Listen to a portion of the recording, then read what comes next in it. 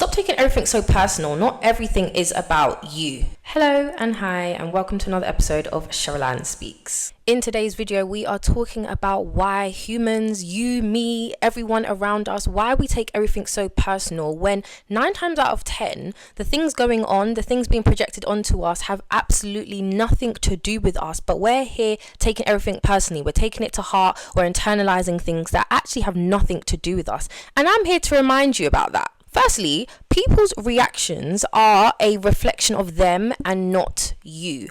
9 times out of 10, I'm telling you, everyone's dealing with their own crap. Everyone's got their own insecurities, everyone's got their own fears, everyone's got their own stresses in life. And sometimes, without realizing, they allow that to build up, and they take it out on people that are in close proximity to them.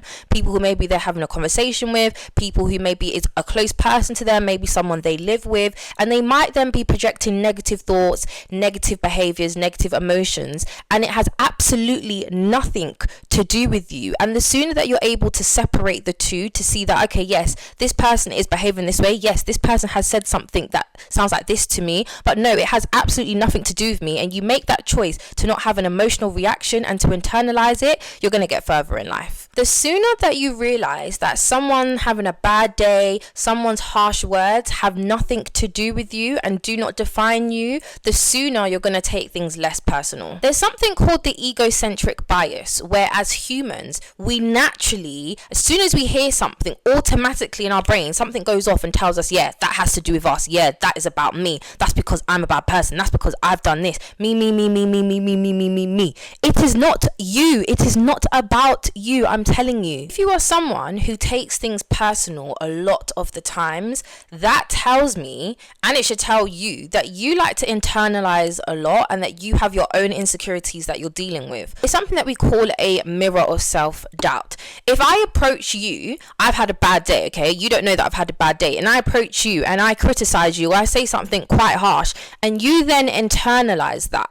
That should tell you that there's some part of you, somewhere in your inner belief, somewhere in your subconscious mind, you believe that to be true. If I approach you and I say, oh, that outfit that you're wearing is horrendous, okay, whether that's true or not, that's just an opinion, right? And I might just be saying that because I've had a bad day and it's making me feel better to say that that outfit looks atrocious. But if you then believe that to be true, then you have an insecurity about how you dress. You don't believe that how you've dressed today is nice. You don't believe that when you stepped out your house and you're happy with how you looked, that is the case, because now I've come with my bad energy, with my bad day energy, and I've come and told you something and you've internalized that. That should tell you that you then have your own insecurities, and that's something to be aware of. It's as if there's a part of you that has a fear that what they're saying might be true, even though you never had that thought in your brain to begin with, only because this person has approached you. The sooner that you can separate that someone criticizing, being mean, having a bad day, being harsh towards you is not directed towards you, and that you can then see that I don't need to internalize it because I don't even believe that to be true. If I don't believe it to be true, why am I going to internalize it? Why am I going to take it personal? Why am I going to take it to heart? Because I know what you've said is not true. I know how you're behaving and the things that you're saying is not true. I do not believe it myself. So why am I going to let it get to me? Why am I going to let it impact my day? You're having a bad day over there. You stay over there with your bad day. I'm not going to let you bring that energy over here to me and take it personally. And now my day is ruined because I'm letting the thoughts of what you have said run through my mind. My mind that you're not in control of. That's crazy. And if you are someone who really does struggle and you internalize things so easily, I need you to ask yourself, why am I taking this so personally? Why is this affecting me so much? Why have I believed what they have said? Do I think it's true? Is there some part of me that actually believes what they've said is true? And then you then take that and do the inner work. Instead of internalize it, use that experience to actually ask yourself, do I actually believe what this person has said? And if your first answer is no, take it out your head. Literally put it to the back of your head. It's not something that even should be at the forefront, something you should be worrying about, something that you should be thinking about. If your answer is yes, that there is a part of you that believes in it, then you need to do some work. That's when you then need to start asking yourself the deeper questions, because maybe that person has highlighted something within yourself that you need to address. Again, that person, as I've said, is going through their own stuff. We all are going through our own stuff, and it's so important. I can't stress anymore that we don't internalize everything and think everything is about us and is directed to us and it's because we're bad people, because we are not. I'm telling you. You can't control how other people are going to perceive you. In this life, as humans, we all experience life through a different lens. We all see things differently. We all have different experiences. We're all sort of in our own little bubble, but our bubbles sort of overlap as we cross paths with different people along our journey in this thing called life. And the sooner that you realize that you can't change other people's opinions of you, the sooner you'll learn to not take everything so personally. You trying to control other people's perception of you, how they feel towards you, is exhausting. It is so exhausting. Why are you trying to exhaust yourself trying to make everyone in this world like you?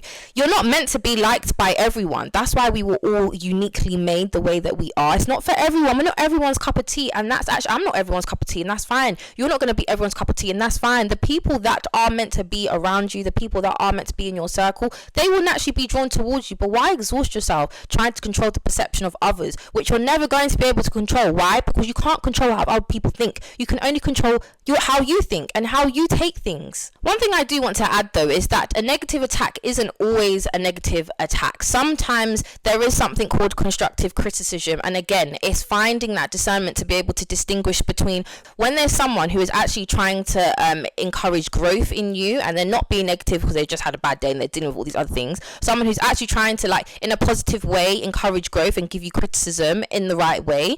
And then when there's someone who's just having a bad day and then just offloading and projecting onto you and not internalizing it, it's important you can tell the difference. Just because someone might be criticizing you, it's not always an attack. Sometimes, as I've said, it is an opportunity for personal growth. That criticism, that feedback in the mindset can be used, if even though it's uncomfortable, it can be used as an opportunity for growth.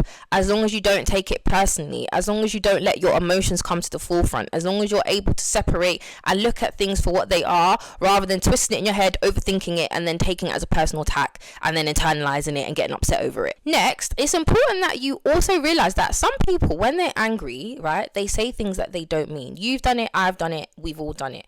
And when those feelings subside, you usually apologize for those feelings. So when someone is in a state of anger, someone's in a state of distress, you can tell that they're going through something, and then they say some things that are quite hurtful towards you. It's important that you don't internalize it, and that you're able to see that situation as, this person is going through something right now. Yes, they have said some hurtful things, and we will come back and address that, but it's when they've calmed down, because in that state they don't mean what they're saying. 9 times out of 10 you say things when you're angry just because that's just what comes with that emotion, but you, as the recipient of that, you don't internalize it, don't take it personally, and just see it as like an opportunity to have a conversation later that, yeah, these things were said, why were they said? I know they're not true, you also know they're not true, so let's actually address why it came up in the first place. And usually an apology will come through it if it's the same person that you're talking to. Sometimes empathizing with the other person who you can see is going through something might actually help you to detach from taking it personally, and instead see that, okay, this person is going through something, how can I be there for them? Or maybe I need to distance myself to allow them to go through what they're going through before we can actually hold a conversation. But detach yourself and see the situation for what it is. Don't make it about you, because it's usually not about you. And finally, the last point I have for this video is that not everyone's opinion matters. More so, like, if it's not a significant person in your life, someone who you actually value, love and respect, their opinion doesn't matter. Let's put this as an example of social media. If someone online comments something and I know it's not true, why am I going to internalize that? Who are you to me? Who are you in my life? Do you add any value to my life? Do you play a significant role in my life? Do you help me grow? Do you help me to be a better person? Are you there when I need you? No, you're just a stranger in a screen, literally sitting somewhere else across a keyboard, typing, doing keyboard warrior. Why internalize it? Don't internalize things from people who literally don't mean anything to you. Just random people saying random things because they're going through their own things. Don't take it personally, and remember that not everything is about you. With the most utter respect, I say this.